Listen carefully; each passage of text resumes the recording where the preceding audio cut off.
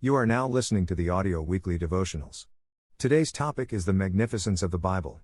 It is very important to understand how magnificent and important the Bible is because it consists of the words spoken by the Lord. Such beautiful and magnificent words of the Lord are inscribed in this book that I don't have enough words to describe it. Okay, let's take our first question. Okay.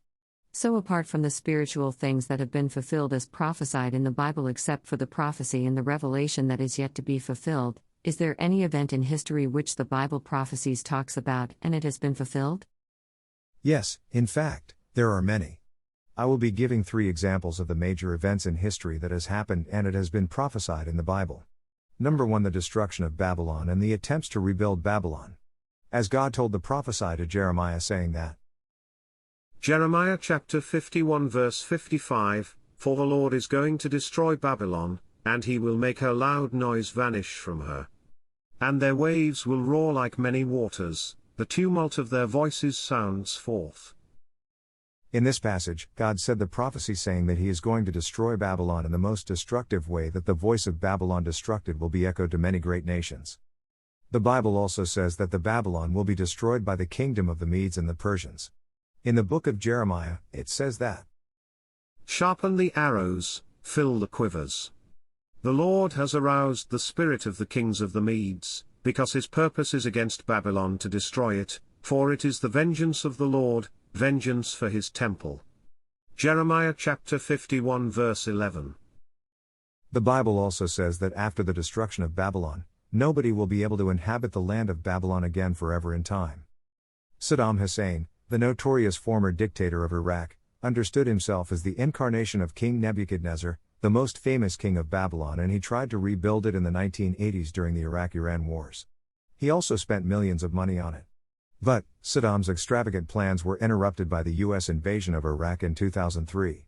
The Bible talks about this saying that, She will never be inhabited or lived in through all generations, there no nomads will pitch their tents, there no shepherds will rest their flocks. But desert creatures will lie there, jackals will fill her houses, there the owls will dwell, and there the wild goats will leap about. Hyenas will inhabit her strongholds, jackals her luxurious palaces. Her time is at hand, and her days will not be prolonged. Isaiah chapter 13 verse 20-22. In this way, the Bible prophecy about Babylon became true. Number 2, the 4 world powers. Babylon, Medo-Persia, Greece, and Rome. Let us now see which Bible prophecy is being fulfilled by these 4 world powers. The dream which King Nebuchadnezzar had about a statue with a golden head, a silver body, bronze legs and feet made up of iron and clay. Daniel chapter 2 verse 31-43. Your Majesty looked, and there before you stood a large statue, an enormous, dazzling statue, awesome in appearance. The head of the statue was made of pure gold, its chest and arms of silver, its belly and thighs of bronze, its legs of iron, its feet partly of iron and partly of baked clay. While you were watching, a rock was cut out, but not by human hands. It struck the statue on its feet of iron and clay and smashed them. Then the iron, the clay, the bronze, the silver and the gold were all broken to pieces and became like chaff on a threshing floor in the summer. The wind swept them away without leaving a trace. But the rock that struck the statue became a huge mountain and filled the whole earth. This was the dream, and now we will interpret it to the king. Your Majesty, you are the King of Kings. The God of heaven has given you dominion and power and might and glory, in your hands he has placed all mankind and the beasts of the field and the birds in the sky. Wherever they live, he has made you ruler over them all. You are that head of gold. After you, another kingdom will arise, inferior to yours. Next, a third kingdom, one of bronze, will rule over the whole earth. Finally, there will be a fourth kingdom, strong as iron, for iron breaks and smashes everything, and as iron breaks things to pieces, so it will crush and break all the others. Just as you saw that the feet and toes were partly of baked clay and partly of iron, so this will be a divided kingdom, yet it will have some of the strength of iron in it, even as you saw iron mixed with clay. As the toes were partly iron and partly clay, so this kingdom will be partly strong and partly brittle. And just as you saw the iron mixed with baked clay, so the people will be a mixture and will not remain united, any more than iron mixes with clay. In this prophecy, the head of gold represented the kingdom of Babylon, great in splendor. Their coins were made of gold. After that kingdom of Babylon, we see a chest and arms of silver, representing the kingdom of Medo-Persia, greater in force and power, but not in splendor than Babylon. Their coins were made out of silver. After the kingdom of Medo-Persia, we see thighs and a belly made of bronze. That represents the kingdom of Greece, more greater in force and power, but not in splendor. Their shields were made out of bronze. After the kingdom of Greece, we see legs made up of iron. This represents the kingdom of Rome, one of the most largest empires the world has ever seen. They were so much great in power and force. After the kingdom of Rome, we see the feet made up of iron and clay. This represented the 10 divided kingdoms after the collapse of the Western Roman Empire.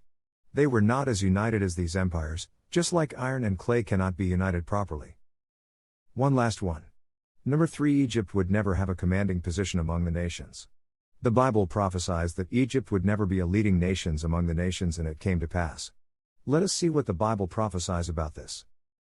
Ezekiel chapter 29 verse 14 to 15. I will bring them back from captivity and return them to Upper Egypt, the land of their ancestry. There they will be a lowly kingdom. It will be the lowliest of kingdoms and will never again exalt itself above the other nations. I will make it so weak that it will never again rule over the nations. Wow. The Bible prophecies are just so true and accurate that it matches the world history. Magnificent. Okay, my next question is that does the Bible clarifies and gives a clear explanation about the worldly problems that we all face every day? Yes. Why not? In the Bible, we have all the answers to the doubts we have about the worldly problems as well as our spiritual problems. For example, if we have a doubt about do we have to promise or take vows, we can check our answer from Matthew 5. Like that, the Bible has answers to many of our doubts related to spiritual and worldly problems. Okay, one last question. Does the Bible talk about science, and has it proved anything related to it that scientists could not prove? Yes. The Bible proves a lot of things that scientists could not do. Yes, it also talks about science and the natural world. For example, we know that the ancient people speculated that the earth is flat, but Eratosthenes proves years after that the earth is round. But, before all these things, centuries before these things happened, the Bible says in Isaiah 40:22 that God sits above the circle of the earth. Let me give one more example. Science proves that air has weight. But, before science proved it, the Bible proved it centuries before this by saying that in Job 28:25 that, to establish a weight for the wind. Wow! How wonderful is our Bible! We can go on and on to talk about the magnificence of the Bible, but we don't have time enough. So for now, let's conclude this week's devotional. Before that, please do like and share and subscribe to our channel so that you will get audio weekly devotionals each week. Till then, take care and God bless all.